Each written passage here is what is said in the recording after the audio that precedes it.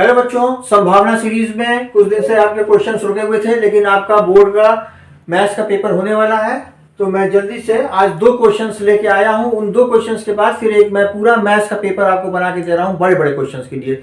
मैं ऑब्जेक्टिव वगैरह के लिए आपको नहीं दूंगा क्योंकि वो तो आप लोग छोटे मोटे क्वेश्चन अपने आप में कर लोगे, लेकिन जो बड़े बड़े 4 नंबर के आते हैं, 5 नंबर के क्वेश्चन आते हैं, वो मैं आपको एक बना के पूरा फॉर्मेट बोर्ड स्टाइल में आपको दूंगा। लेकिन आज ये 2 क्वेश्चन अभी मैं तुरंत करा रहा हूं जो मुझे लगा कि बड़ा इंपॉर्टेंट है, स्किप कर रहे हैं। जैसे पहला है, if diameter of a circle is increased by 40% then its area increases by what percent, है ना।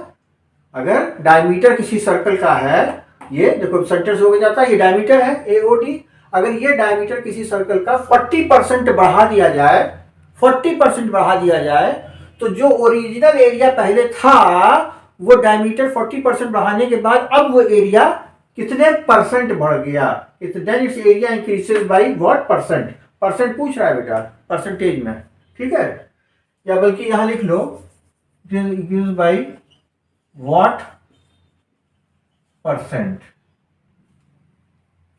अब देखो क्वेश्चन, क्योंकि पहले तो डायमीटर हम डी ही मानेंगे किसी भी चीज का, तो let the diameter of the circle be D, उसका डायमीटर डी है। तो एरिया क्या होता है, एरिया होता है पाई आर स्क्वायर, रेडियस का स्क्वायर। और डायमीटर क्या होता है, डायमीटर रेडियस जो है पाई आर स्क्वायर। अगर डायमीटर दिया हुआ है और हमको रेडियस के रूप में चाहिए तो डायमीटर का हाफ जो है वो रेडियस होता है, डायमीटर का हाफ रेडियस होता है। ये डायमीटर है पूरा और ये यहां से यहां तक रेडियस है।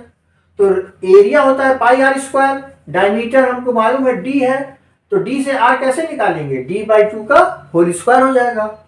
तो एरिया हो जाएगा पाई डी स्क्वायर अपॉन 4, पाई डी स्क्वायर हो जाएगा और 2 2 जा 4, ये 4 हो गया बेटा। ये क्या है, ओरिजिनल, जब हमने कुछ बढ़ाया नहीं था। अब according to question diameter is increase by 40%। अब हमने इस डायमीटर को खींच के 40% और यहां तक बढ़ा दिया मान लो, तो न्यू डायमीटर विल भी क्या हो जाएगा, 40% ऑफ डी, 40% ऑफ डी ना, डी का 40% बढ़ा दिया तो न्यू डायमीटर कितना हो जाएगा, पहला डायमीटर जो था वो प्लस 40% ऑफ डी कितना होगा, 40 डी अपॉन 100। इस दोनों को सॉल्व करेंगे आप तो D plus 40 into D, 40 D upon 100, और जब इसको एलसीएम वगैरह लेके सॉल्व करोगे तो डी प्लस 0.4 डी, ये 0.4 डी है, 0.4 डी ये है आपका d प्लस 0.4 डी। तो न्यू डायमीटर क्या हो जाएगा जब इसको सॉल्व करोगे, d plus 0.4 D, 1.4 D, d का मतलब क्या होगा 1 डी, d का मतलब 1 डी और 0.4 डी, तो 1.4 डी हो गया, right.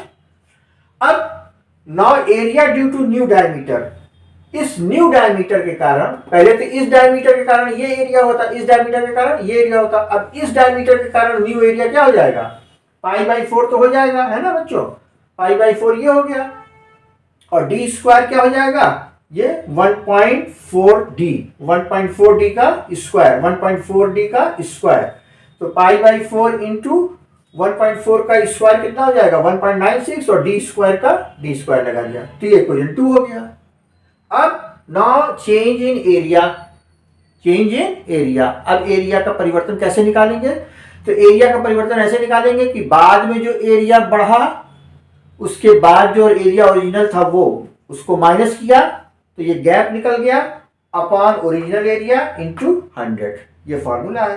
Now change in area is equal to, change in area is equal to क्या है, change in area upon original area into 100, then its area increases by what percentage, तो percentage change in area, ये क्या है, percentage change in area, सिर्फ change in area नहीं, percentage change in area कैसे निकालेंगे कि चेंज इन एरिया, तो चेंज इन एरिया क्या होगा, final area minus original area. Final area क्या था, ये चेंज होने के बाद जो निकला ये वाला, ओरिजिनल एरिया क्या था, ये वाला था बच्चों, ये वाला original area, upon original area, ये वाला original area upon original area, original area क्या है, पाई डी स्क्वायर अपॉन 4, ये इंटू 100, क्योंकि परसेंटेज निकालना है, परसेंटेज चेंज इन एरिया, तो पाई अपॉन 4 इंटू ये है, तो इसमें pi by 4 D square common ले लिया तो क्या बचा 1.96 माइनस 1 बचा, π/4d², π/4d² कट गया, बच 1/96 में से 1 गया तो कितना बचा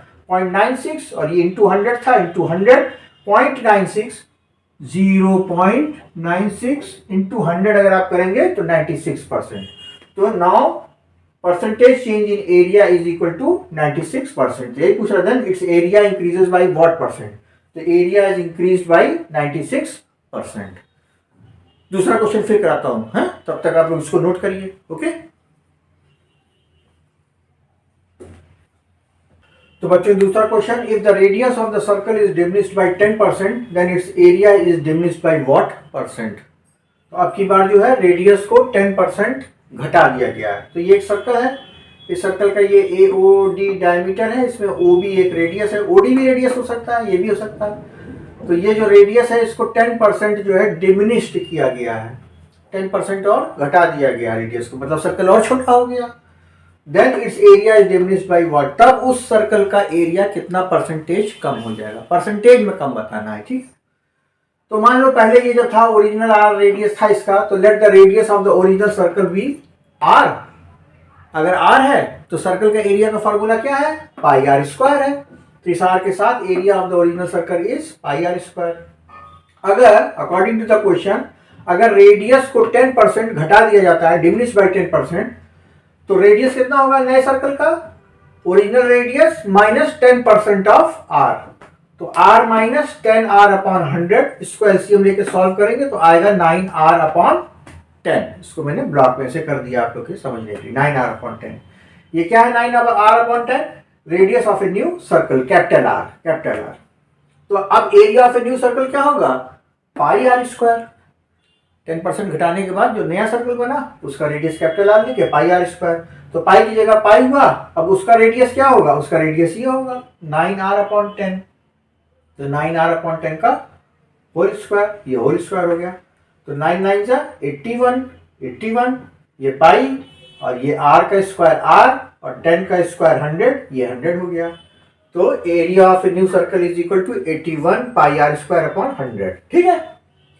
अब इस एरिया, ये एरिया बना, पहले एरिया क्या था ये, तो इस एरिया से ये एरिया में बनने में कितना घटा है, तो कैसे घटाएंगे, decrease in area is equal to πr², पहला वाला एरिया माइनस ये वाला एरिया घटाया तो आया 19 πr², इतना मतलब एरिया घटा है, ठीक।